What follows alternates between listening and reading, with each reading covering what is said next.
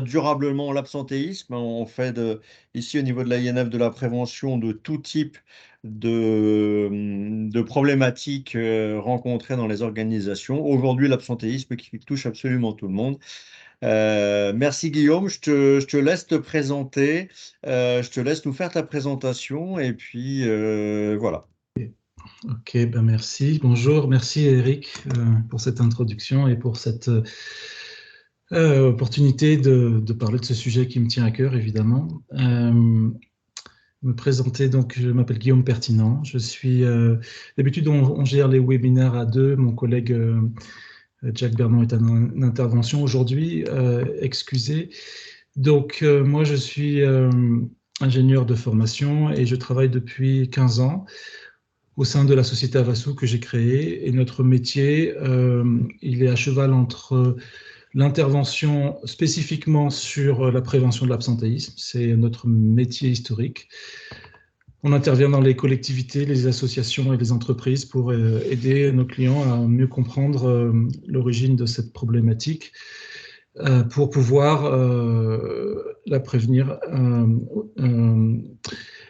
le plus durablement possible. Et puis, on a une activité d'éditeur de logiciels. On édite une plateforme QVT qui accompagne nos clients dans leurs projets. Voilà.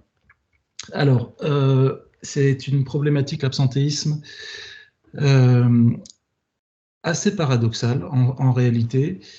Évidemment, on en parle beaucoup. Là, je fais référence à la presse, notamment, mais pas uniquement. Les assureurs, notamment, publient chaque année des comparatifs, etc. Donc, il y a quand même une activité autour.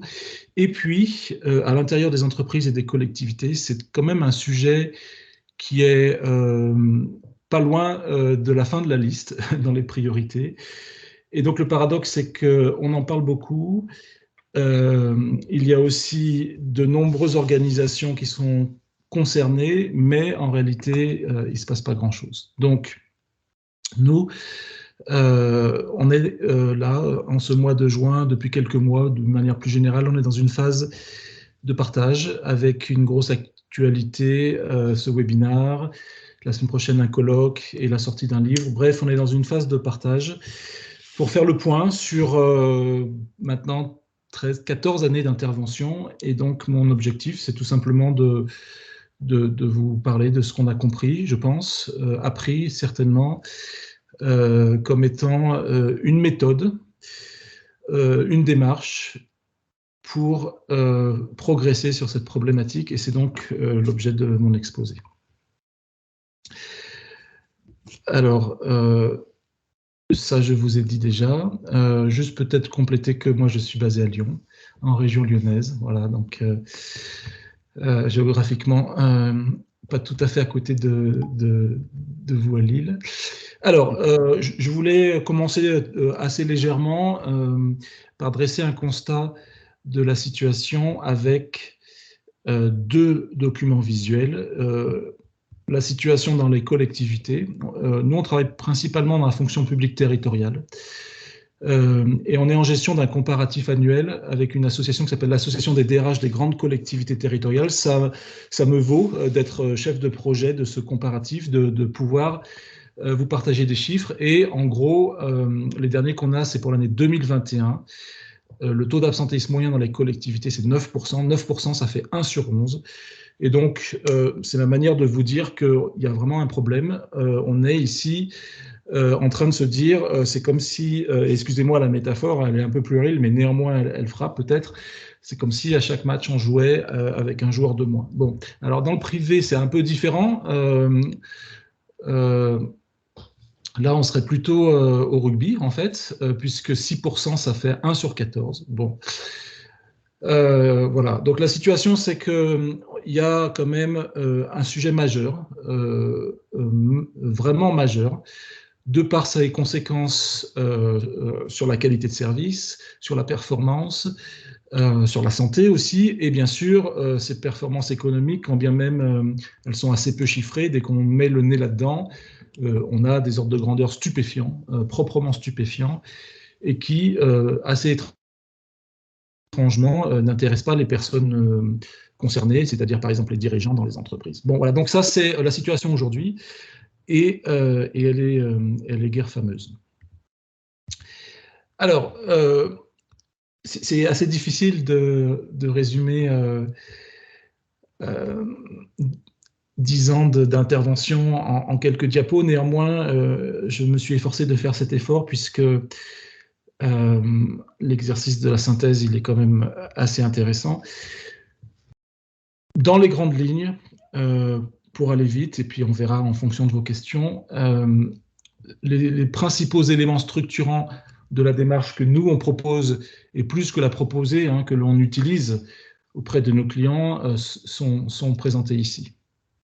Il y a une question d'estimation économique, je viens d'en parler. C'est assez difficile. C'est pour ça que je ne dis pas calcul. Je ne dis pas calcul des coûts, je dis estimation. Il y a une nuance. Il y a des subtilités dans l'évaluation économique. L'absentéisme, oui. Une petite précision, on n'a pas ta présentation en fait à l'écran. Ah bah il fallait le dire. Alors ok, attendez, il n'y a pas. Je fasse le partage d'écran. J'ai fait. Tu dois avoir un carré rouge qui s'affiche. Là c'est mieux. Voilà. Ouais, là ça va. Voilà. Alors attendez, je suis désolé vraiment. Je vais juste vous remontrer. Voilà, ça c'était notre petite discussion sur les coûts. Voilà. Et pour la punition, Guillaume, il y avait une deuxième question qui était posée et qui est très intéressante, de savoir qu'est-ce que tu mets dans l'absentéisme, dans le taux de l'absentéisme. Est-ce que tu mets uniquement les maladies? Est-ce que tu mets les accidents du travail? Qu'est-ce que tu mets dans l'absentéisme? Okay, en tout cas, ces chiffres-là, qu'est-ce qu'ils comportent, le 9% et le 6%? Voilà. Ouais, alors le 9%, je peux y répondre précisément parce qu'on est donc en gestion de ce comparatif, donc on en maîtrise toutes les hypothèses. Fonction publique territoriale, donc maladie ordinaire, ce qui est l'équivalent des congés maladie, congés longue durée, congés longue maladie et accident de service, qui est l'équivalent des accidents de travail. Voilà, c'est ça le périmètre, plus maladie professionnelle. Donc on ne met pas la maternité, la paternité, les jours de délégation, la formation, les congés payés, les RTT, etc. Voilà. Mais par contre, tout type de maladie, accident du travail, accident de service, comme tu le dis, est compris dedans. Et alors, dans les comparatifs pour le secteur privé, ça dépend en fait de l'opérateur. Il y a des assureurs et des courtiers, des cabinets de conseil qui incluent quelquefois bizarrement, notamment les congés maternité. Bon, donc c'est vrai que c'est une bonne question. Voilà, nous on travaille sur le périmètre de ce sur quoi on a un pouvoir d'action dans le cadre d'une action de prévention. Donc, excusez-moi à nouveau pour cette question de partage. J'ai ici donc cette fameuse liste. On commence toujours par la question de l'estimation économique. Je vous disais qu'elle n'est pas évidente, néanmoins, on peut s'en approcher. Et ça, c'est des données qui dérident un peu les gestionnaires dans la mesure où les ordres de grandeur sont tellement importants qu'ils ne peuvent guère être négligés. Bon, voilà. Donc ça, c'est de la stratégie d'interpeller ceux qui décident, ceux qui ont les cordons de la bourse, qui maîtrisent les budgets, pour s'engager sérieusement dans ces démarches. Évidemment, ce n'est pas la prévention en soi, mais néanmoins, en tout cas de notre expérience, c'est une façon importante, surtout que derrière, on en reparlera quand on traitera de la question des acteurs, derrière l'implication et l'engagement des dirigeants, il y a quelque chose d'autre que les budgets, il y a l'exemplarité, l'engagement dans la démarche, et ça c'est très important pour une problématique qui ne peut pas se traiter sur un temps court. On a besoin de temps et donc d'implication des dirigeants. Ensuite, avec l'absentéisme, il y a un gros problème autour des idées reçues. C'est-à-dire qu'en fait, du paradoxe que j'évoquais en introduction, se cristallisent toutes sortes de représentations qui, finalement, pénalisent beaucoup les projets de prévention parce que les gens pensent que. Voilà, donc on va en parler très brièvement, mais il y a tout un travail préalable à faire autour de ce sujet puisqu'on n'est pas en terrain neutre. Quand on aborde l'absentéisme, on est sur un terrain où il y a des représentations très fortes et malheureusement, elles ne sont pas tout à fait ajustées et il faut commencer par les déconstruire. Ensuite, et c'est à titre personnel un peu mon dada, il y a tout un enjeu autour des données. Alors, qu'est-ce qu'on fait pour utiliser les données? Comment on les utilise? Quel est le rôle de la statistique, etc. On va en parler. En tout cas, c'est un élément structurant fort de la démarche. C'est un peu contre-intuitif. On a envie probablement de traiter cette problématique avec les sciences sociales. Et nous, ce qu'on a démontré, c'est que la statistique, en tout cas une branche de la statistique, explicative que nous on qualifie d'analytique RH, elle a toute son utilité dans les projets absentéisme. Évidemment, ça ne suffit pas. Et le second levier, si on peut dire, en gros, si je simplifie à l'extrême, on pourrait dire la démarche, elle est construite autour de la statistique et de l'ergonomie. Le second levier, c'est la question du travail réel. Si je devais dire les choses très simplement, l'absentéisme se niche toujours dans cette incompréhension entre ce qui est prescrit et ce qui est réellement effectué par les agents ou les salariés. Et donc, il y a vraiment un enjeu autour de ça. Voilà. On parlera un petit peu des acteurs, puisque ça, c'est un élément structurant de la démarche. Un des problèmes aujourd'hui, c'est que dans cette chaîne de responsabilité, il y a beaucoup de maillons qui ne sont pas très solides. Les préventeurs ne sont pas toujours impliqués sur ce dossier-là. Les RH n'ont pas le temps, les managers ne le comprennent pas et les dirigeants ne s'y intéressent pas toujours. Pour dire les choses simples rapidement, j'irai un peu plus loin tout à l'heure. Voilà. Et puis ensuite, la relation entre le travail et santé et quelques on va dire, causes statistiquement prédominantes. À défaut d'être exhaustif, il est important de dire qu'il y a quand même des choses qui reviennent assez souvent. Alors évidemment, ça dépend d'un dossier à un autre, mais bon, je voulais quand même les aborder ici. Alors, la question des coûts, je vais l'adresser très rapidement. Dans les entreprises privées, il y a le bilan social. Dans les entreprises publiques, ça s'appelle un rapport social unique, un RSU.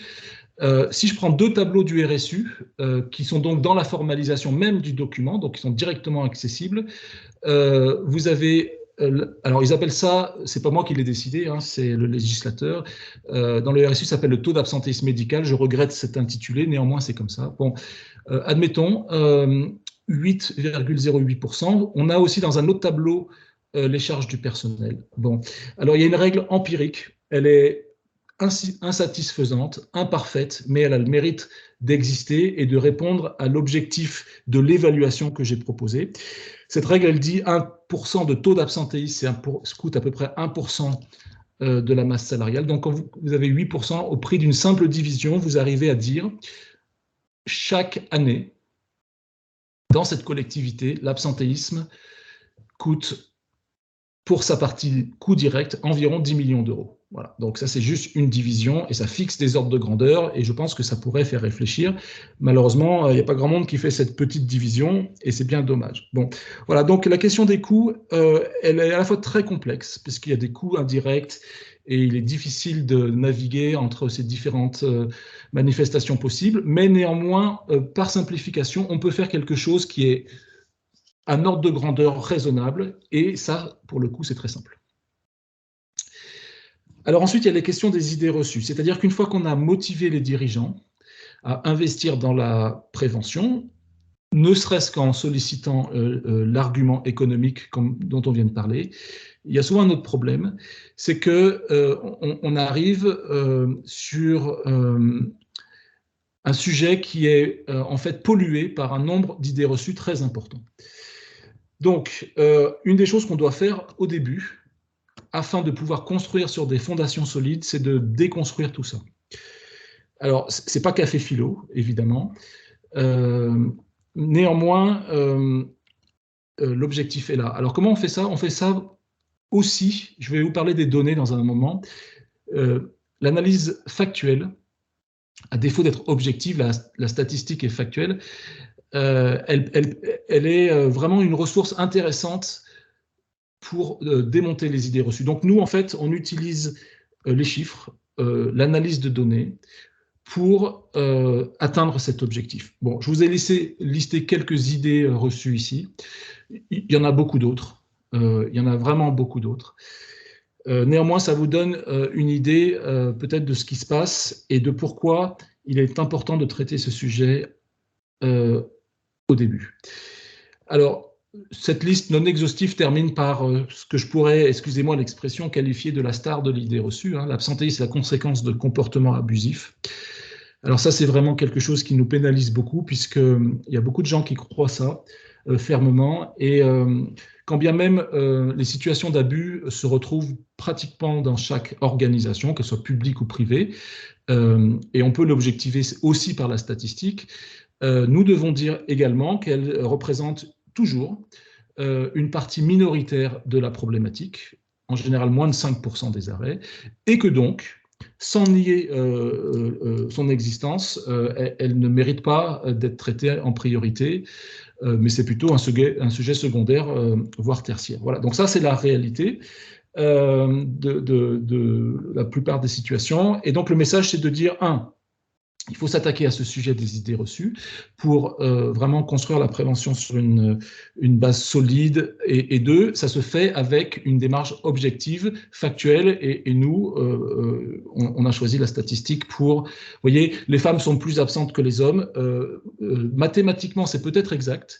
Vous allez avoir un taux d'absentéisme des femmes supérieur à celui des hommes, mais quand vous démontrez que les métiers sont très genrés, alors finalement l'argument tombe parce que la problématique du taux d'absentéisme des femmes supérieur à celui des hommes, c'est surtout que les femmes occupent des métiers plus pénibles. Voilà. Et donc, ce n'est pas le genre qui explique l'absence, c'est le couple pénibilité, ancienneté, et ce n'est pas la même chose. Donc, ça, c'est un sujet vraiment important. Alors, sur ce point, Guillaume, je compléterai sur justement toutes nos croyances. Hein, là, on parle de déconstruire les idées reçues, mais en fait, on s'aperçoit dans le domaine de la santé-sécurité que c'est souvent nos croyances qui gouvernent. Et il faut absolument revenir au factuel dans tous les cas de figure, sur toutes les thématiques, et essayer de déconstruire toutes nos croyances, parce que c'est souvent nos croyances qui font que on va aller dans une direction, non pas parce que on a fait une analyse, mais parce que l'on croit que. Et c'est bien de pouvoir nous présenter un certain nombre d'idées reçues qui reposent sur pas grand-chose, mais qui pourraient avoir dont on pourrait se servir pour agir, alors que c'est exactement l'inverse qu'il faudrait faire. Donc vraiment se méfier, je dirais, en premier abord de toutes nos croyances. Tu écris, plus on est âgé, plus on est absent. On aurait pu mettre aussi, c'est les jeunes qui ont un fort taux d'absentéisme. Oui. Voilà. Et en fait, ce qui est terrible, c'est cette conclusion. Hein. Je suis vraiment d'accord à 100%, Eric. Les idées reçues, malheureusement, ont des conséquences. La principale étant celle de nous orienter vers des actions toutes faites et probablement décontextualisées et quasiment certainement orientées dans la mauvaise direction. Donc en fait, les conséquences, c'est on va là où il ne faut pas, c'est juste pas la bonne direction. Tout à fait. Alors, ensuite, il y a cette question des données. Donc, bon, certains qualifient notre démarche d'originale sur le simple constat qu'on utilise la statistique. Effectivement, on utilise la statistique. Alors, je vais essayer de vous convaincre de l'utilisation, de la pertinence de l'utilisation de la statistique. Bon, on n'a pas beaucoup de temps, donc je vais prendre juste quelques exemples, et puis, écoutez, on verra en fonction de vos questions la manière d'approfondir. Bon, la première chose, c'est que l'absentéisme, c'est une problématique très compliquée. Il y a certains chercheurs ont énuméré plus de 100 motifs possibles, 100 causes possibles, donc on est dans cette complexité. C'est une problématique qui évolue dans le temps, assez rapidement même, et non seulement elle évolue, mais elle mute. C'est-à-dire qu'en fait, elle se transforme, et je vais vous montrer un petit exemple. Et elle reprend une problématique systémique. Alors, vous voyez, avec un simple tableau, s'il est bien construit, on peut déjà objectiver ces phénomènes et du coup prendre du recul par rapport à ça. De quoi s'agit-il ici? On est sur la synthèse d'un comparatif national de l'absentéisme dans la fonction publique territoriale, hein, celui dont je vous disais tout à l'heure, que l'on mène avec l'association des DRH des grandes collectivités territoriales. Bon, c'est le secteur public, mais ça vaut pour démonstration pour toute organisation. Et donc, on est entre 2017 et 2018. Et je me souviens très bien, quand j'ai restitué ce travail, en 2018, les gens disaient « Ah, enfin, le taux d'absentéisme est stable. » Vous voyez, entre 8,34 et 8,37, si vous arrondissez à une décimale, vous allez avoir un taux stable. Bon, très bien. Et donc, comme le taux, c'est l'indicateur le plus utilisé, les gens disent le taux, c'est stable, parfait, enfin, la hausse ACC. Mais c'est quand on regarde les autres indicateurs sous-jacents au taux que l'on comprend que, en fait, cette stabilité, elle n'a juste pas lieu. Parce que quand l'absentéisme augmente, vous pouvez avoir plusieurs choses qui se passent. Soit les absences sont plus longues. À ce moment-là, c'est la gravité qui augmente. D'accord ? Les absences plus longues, c'est la gravité. Soit les absences sont plus nombreuses, et là, c'est la fréquence. Ou soit la proportion de personnes concernées par l'absence varie. Et là, on parle de l'exposition. Donc, qu'est-ce qui s'est passé entre 2017 et 2018 dans la fonction publique territoriale, comme étant un exemple de la manière dont l'absentéisme mute? C'est qu'à taux équivalent, pratiquement, on a eu un bouleversement de la structure de l'absentéisme. Une gravité de plus, vous voyez, entre 20 et 25, j'arrondis, hein, ça fait quand même plus 25%. Une gravité qui a augmenté fortement, une fréquence qui a beaucoup baissé. D'ailleurs, mathématiquement, ces deux indicateurs sont liés. Bon, on pourrait en discuter, mais moins d'arrêts, moins de personnes concernées par l'arrêt, mais des arrêts beaucoup plus longs. Voilà. Et donc, l'absentéisme a complètement évolué, sa structure a complètement évolué, je dis presque il a muté, alors qu'on avait un taux stable. Donc, l'absentéisme peut évoluer vite, ça c'est la première chose, et l'absentéisme peut se transformer, ça c'est la deuxième chose. Et donc, l'analyse de données, elle peut mettre des chiffres, j'allais dire des mots, elle peut mettre des chiffres sur ces phénomènes, et elle peut le faire de façon simple et rapide. C'est ça qui m'intéresse de vous dire là.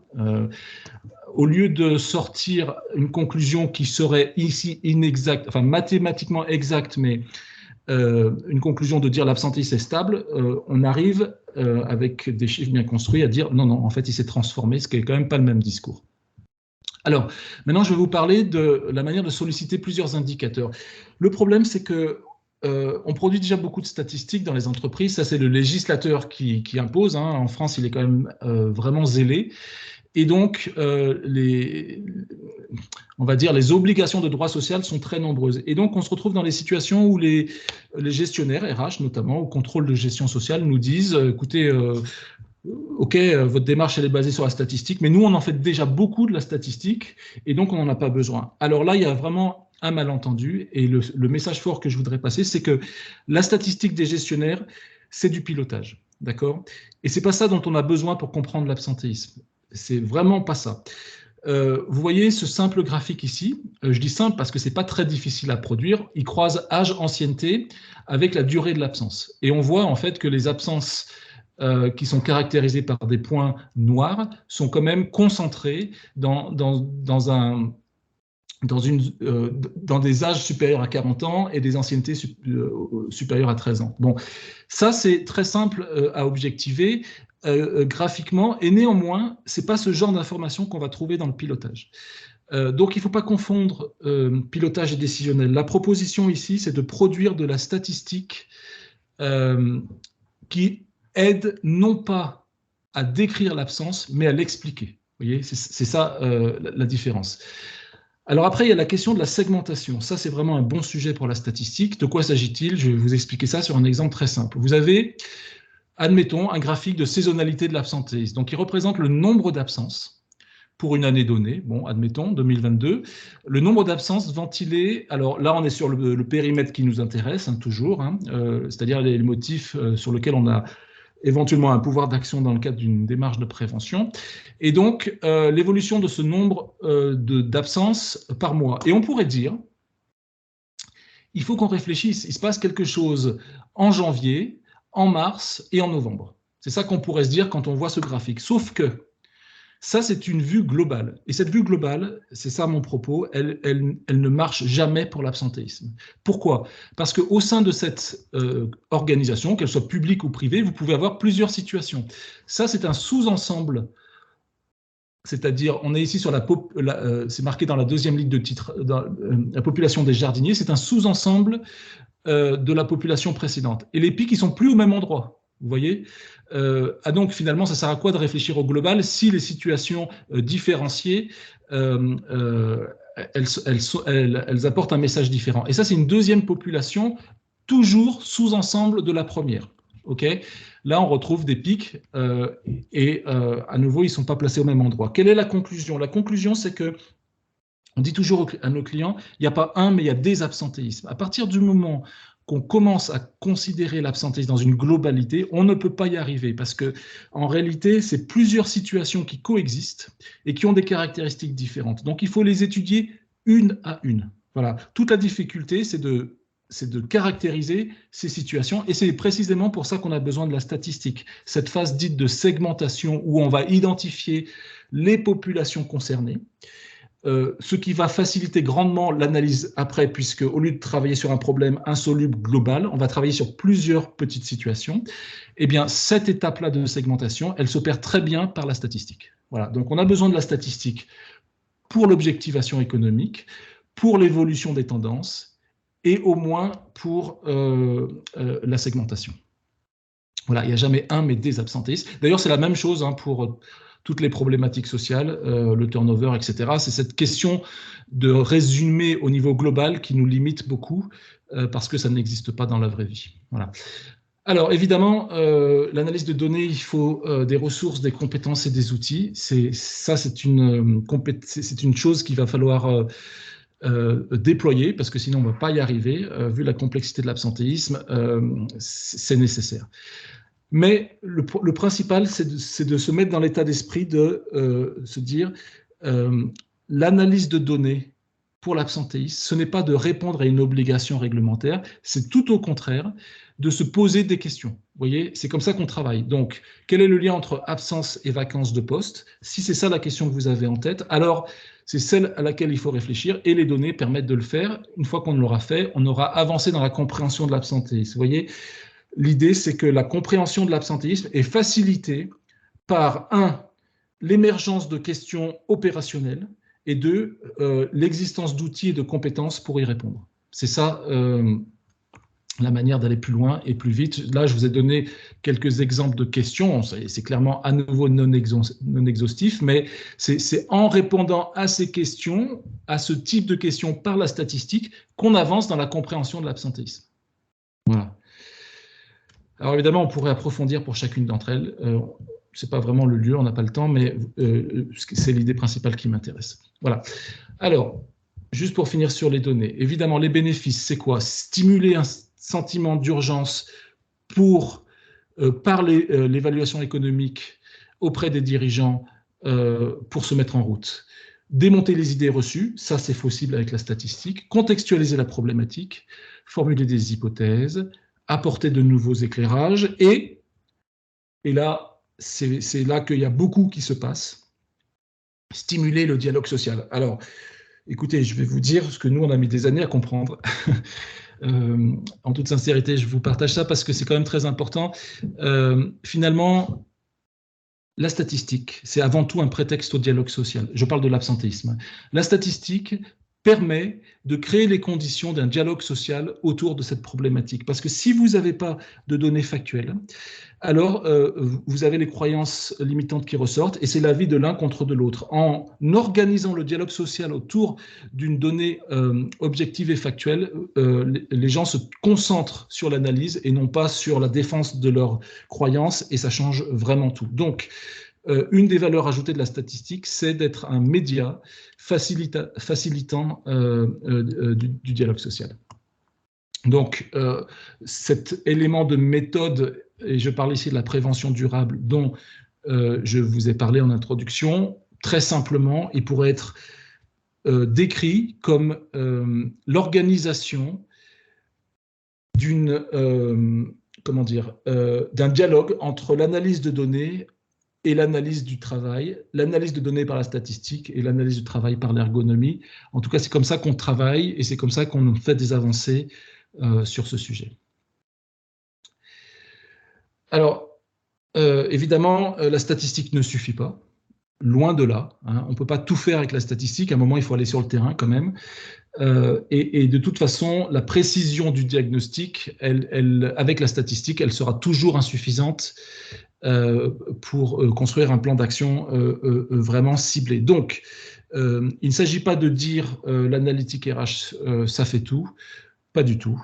Ce n'est pas notre propos, c'est un élément de la démarche structurant pour faciliter la suite. Donc, tout le reste, finalement, c'est un travail d'ergonomie muni d'une segmentation et d'hypothèses et d'éléments de contexte sur la démographie notamment, etc. Alors, on peut être plus précis dans l'investigation, dans l'intervention, avec des outils ergonomiques, on va dire, traditionnels. Et surtout, on a aussi créé les conditions de l'engagement de nos acteurs qui savent pourquoi ils le font, parce qu'ils ont compris les enjeux financiers notamment. Et donc, en fait, c'est vraiment la statistique précède le travail ergonomique sur le terrain. Et c'est ce couple-là qui, en tout cas, de notre expérience, vraiment permet de faire des avancées sur cette problématique. Alors, j'ai une petite vidéo. Si ça vous intéresse, on peut la montrer. Elle dure 5 minutes. C'est juste un exemple, peut-être, sur cette question de travail réel, travail prescrit, que j'imagine chacun et chacune d'entre vous connaît. Néanmoins, voilà, comme c'est une étude de cas, je vous propose cette courte vidéo. Est-ce que vous voyez mon écran? On voit très bien, Guillaume. Ok, allez, 4 minutes, c'est parti.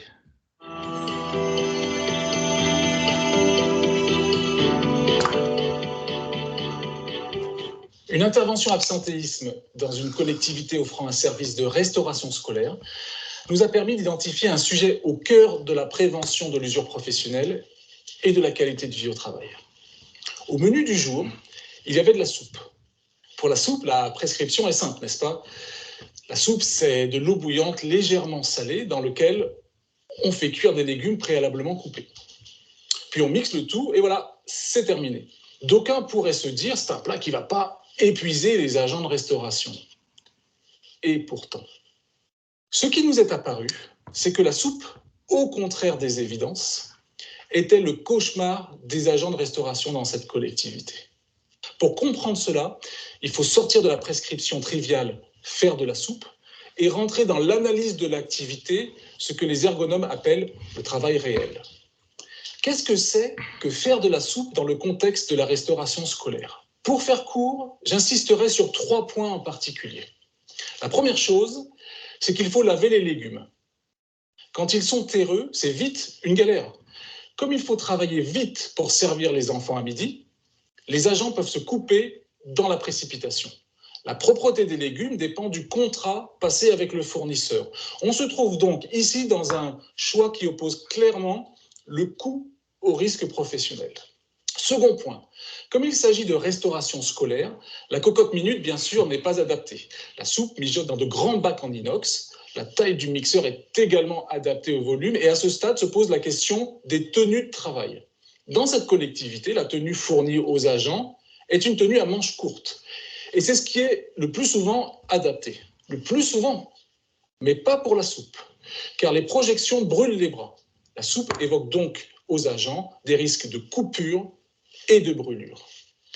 Mais c'est le troisième point qui est le plus édifiant. Pour ce volume de soupe, on ne peut décemment remplir les récipients avec une louche. La cuve en inox est donc équipée d'un robinet en son point bas, ce qui permet à la soupe de se déverser dans les récipients. C'est là que les choses se gâtent sérieusement. Pour recevoir la soupe, ces récipients en inox sont placés quasiment au niveau du sol.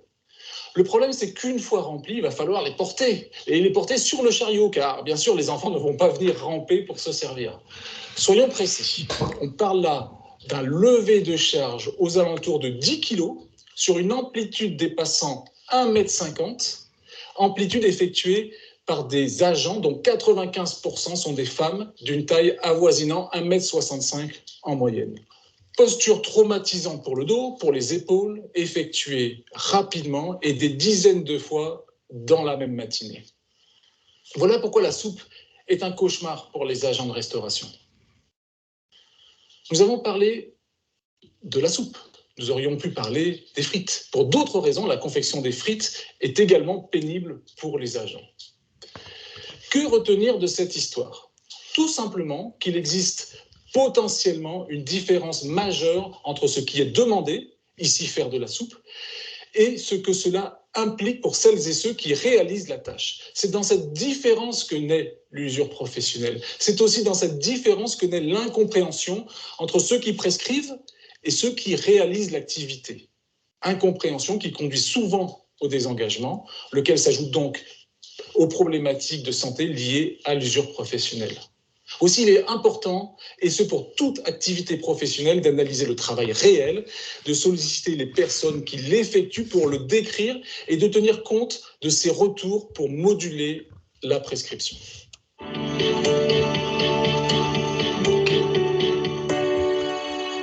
Merci Guillaume pour cet exemple.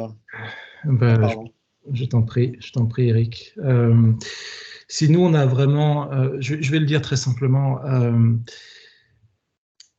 nous aussi, on a été d'une certaine mesure entraînés par la force des idées reçues. Elle nous amène vers le comportement et vers des manifestations sociologiques, notamment générationnelles. Et si je peux dire les choses très simplement, dans la grande majorité des cas, c'est vraiment dans les activités de travail que naît l'absentéisme. Et là où il faut regarder, c'est vraiment, pour le dire encore plus simplement, c'est qu'est-ce que font les agents et les salariés de leur journée de travail. C'est là que ça se passe. Alors évidemment, on a besoin quand même, si vous voulez, on pourrait se dire, on peut attaquer directement le sujet par l'ergonomie. Et de notre expérience, c'est sous-optimal dans le sens où vraiment vous avez besoin de prendre soin de démonter les idées reçues au préalable. Vous avez besoin de prendre le soin de quantifier économiquement ce qui crée de l'engagement. Vous avez besoin de contextualiser, etc. Donc c'est vraiment dans ce couple que naît notre démarche, en tout cas celle que nous proposons pour adresser cette problématique. Voilà. Alors ensuite, je voudrais juste, le temps passe, je voudrais juste, si vous permettez, peut-être 3 minutes pour vous montrer cette diapo. Et puis, tant pis pour les autres, mais dans l'intervention sur l'absentéisme, sur ce sujet-là, hein, c'est celui que nous, on maîtrise le plus, pour le pratiquer régulièrement, il y a vraiment une réflexion autour des acteurs et des jeux d'acteurs. Alors en fait, notre manière de le résumer, c'est qu'on a besoin de tout le monde.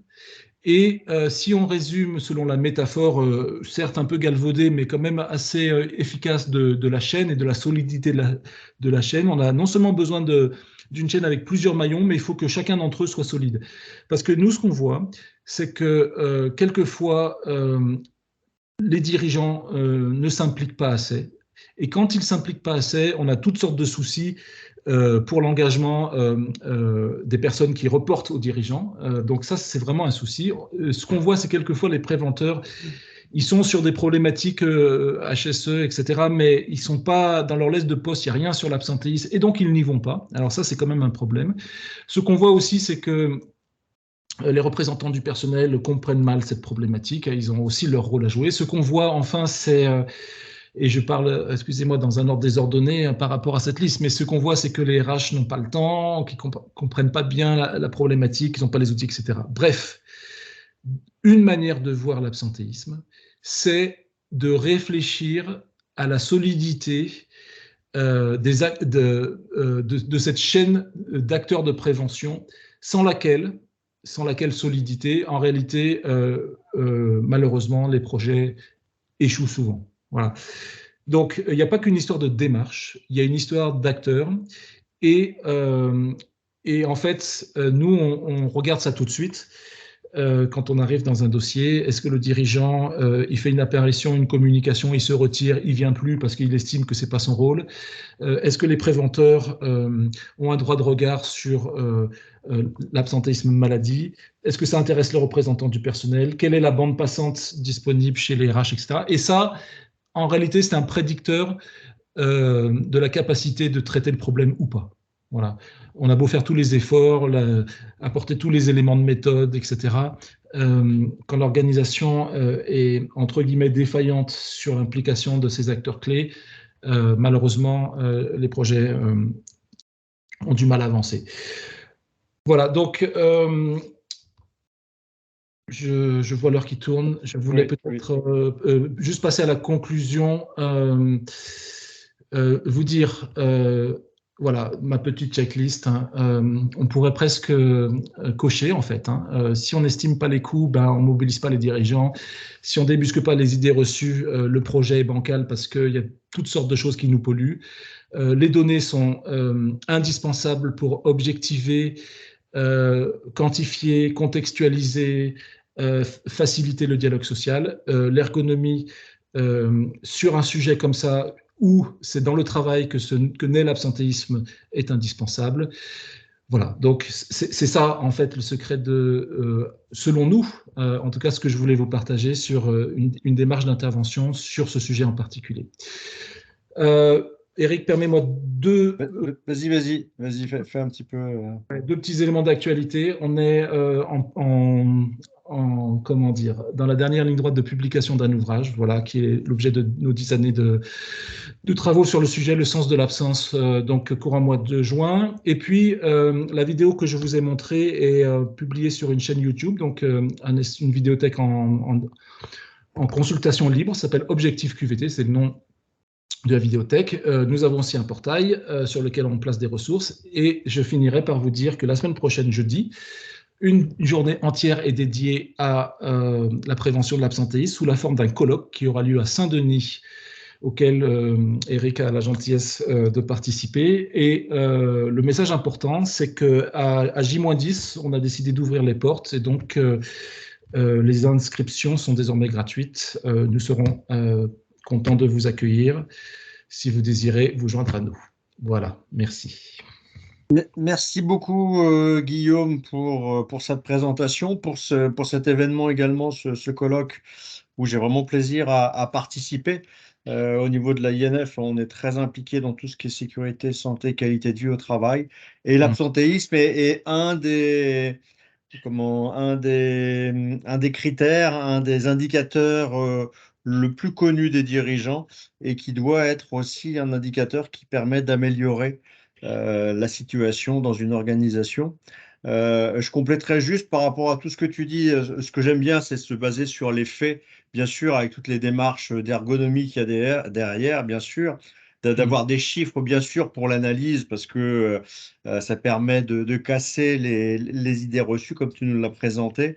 J'ai bien aimé également, c'est la partie écoute, en fait, et dialogue qu'il peut y avoir. Donc, pour qu'il y ait dialogue, il faut déjà qu'il y ait une volonté d'écoute de l'autre. Pour justement comprendre ses problématiques, entendre ses problématiques et y apporter des réelles solutions, déjà pour résoudre son problème et puis aussi pour l'impliquer dans la résolution de son problème. Donc, ces notions-là d'écoute sont très importantes, quel que soit le secteur. Je rajouterai juste une ou deux thématiques qui sont la prévention des addictions.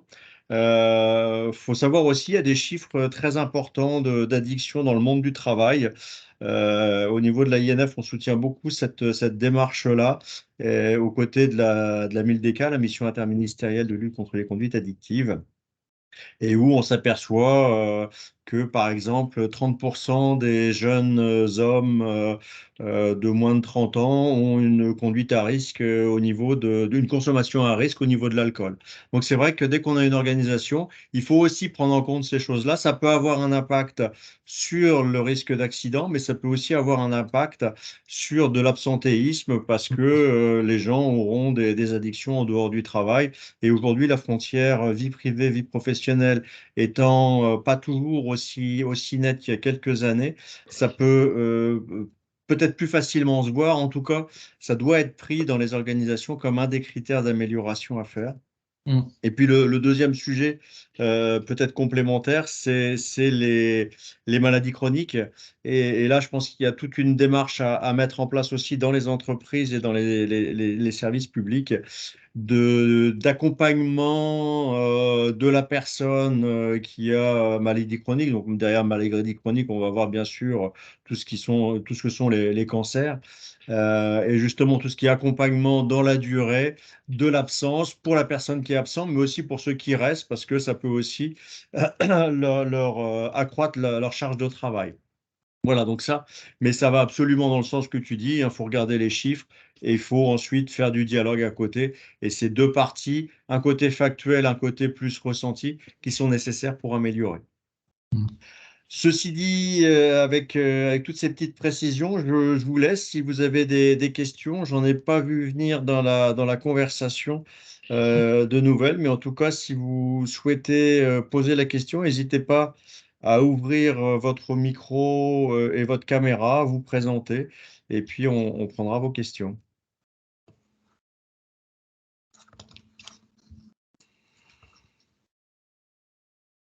Visiblement, pour l'instant, on n'a pas de questions. Moi j'en aurais une, Guillaume. Oui. Est-ce que tu aurais des ordres de grandeur dans des démarches comme ça d'amélioration? Combien on peut gagner par rapport à un indicateur global? Quand on se penche un petit peu dessus, quel est le temps pour avoir un retour sur l'investissement, de l'investissement humain à mettre sur cette analyse pour avoir une véritable amélioration, et quel genre d'amélioration on peut percevoir au bout de X temps? Ok.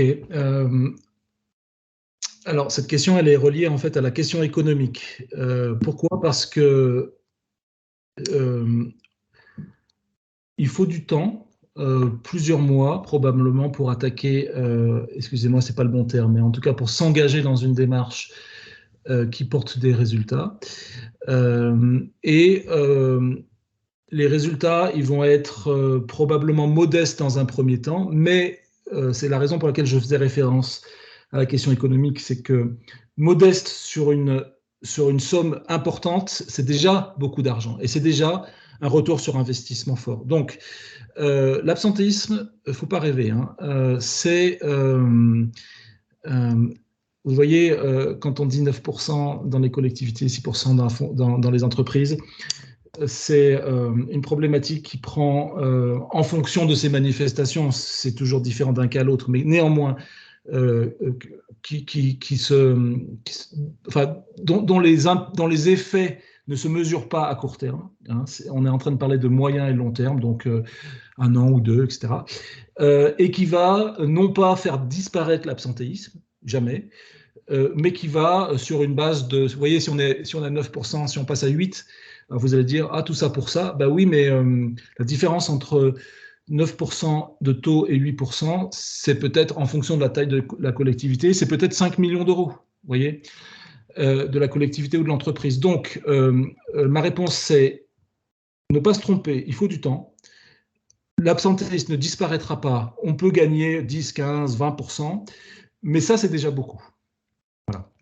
D'accord, d'accord. Quand on aborde les changements de culture en entreprise en termes de santé-sécurité, on parle souvent de 3 à 5 ans en termes de délai entre Oui. voilà, l'implantation d'une nouvelle démarche, le fait de le décliner dans les organisations, et le fait d'avoir vraiment un changement dans les comportements au quotidien. On parle souvent de 3 à 5 ans pour avoir des effets durables, hein, au-delà du simple effet de se pencher sur un sujet, la statistique diminue, mais dès qu'on va arrêter de s'y pencher, si ce n'est pas d'une manière durable, bah, la statistique va remonter. Donc le fait d'implanter quelque chose de durable, c'est souvent aussi quelque chose qui demande un temps assez long pour que le comportement soit réellement modifié en profondeur. Et j'ajouterais peut-être une chose, ce qui permettrait de répondre plus précisément à cette question, ce serait de comprendre la structure de l'absentéisme. Je veux dire par là que si votre absentéisme est plutôt pondéré par un absentéisme de longue durée, eh bien, ça va prendre plus de temps, en fait, parce que ces problématiques sont plus complexes que des problématiques d'absentéisme court qui, pour certaines, peuvent permettre des progrès, on va dire, sur des échéances à court terme. Voilà, donc ça va dépendre de la structure de l'absentéisme aussi. D'accord. Merci beaucoup, Guillaume. Je relaisse à nouveau la parole si quelqu'un veut poser une question. On est là pour y répondre. Quelqu'un est en train d'écrire. Essayez d'y répondre. Essayez d'y répondre, apporter des éléments de réponse. Non, il n'y a pas de recette magique non plus. Je pense que tout le monde l'aura compris. Il n'y a pas de recette magique qui permet justement de supprimer l'absentéisme. Oui. Alors, je vois pas. Voilà, peut-être une précision hein, d'une manière globale sur justement, on parle de retour sur investissement dans toutes ces démarches de prévention. Il y a eu quelques études de fait, moi j'en connais deux à ce jour, sur justement le retour sur investissement d'une démarche de prévention. Tout confondu, quels que soient les critères, on est supérieur à 2. Donc Mhm. ça veut dire que pour tout euro investi dans la prévention, on va récolter au moins 2 euros, ça doit être 2,30 € je crois. Il y Mhm. avait une étude notamment de l'OPP-BTP qui avait été faite sur ce sujet et puis une étude au niveau européen également Mhm. qui avait été faite qui donnait à peu près les mêmes chiffres. Donc on est entre 2 et 2,3. Donc pour tout euro investi, on en Mhm. récolte 2,5 Eric, dans ce chiffre. à notre colloque la semaine prochaine, on a fait venir un économiste, lillois d'ailleurs, François-Xavier Devetter, et il va nous parler de ces questions de quantification des coûts et de retour sur investissement, puisque de l'économie de la santé a travaillé sur ces questions. Très bien, ben, ce sera une très bonne chose et j'espère que ça vous donnera envie de venir nous rejoindre. Je ne vois pas de questions apparaître. Dans ce cas, on va pas prolonger cet échange au-delà.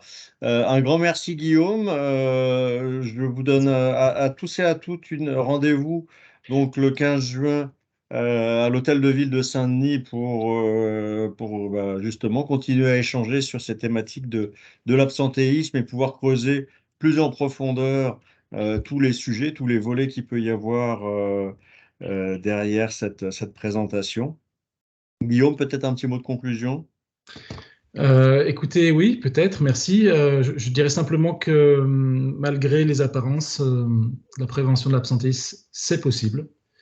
C'est possible. C'est une histoire non pas de recettes, mais de méthodes. Et je crois qu'on a contribué à baliser des éléments de méthode. Donc voilà, un peu d'optimisme, on peut se frotter à cette complexité. Parfait. Merci beaucoup, Guillaume. Merci à tous. Je vous souhaite une excellente soirée. Je vous envoie le lien vers le replay dans les prochains jours.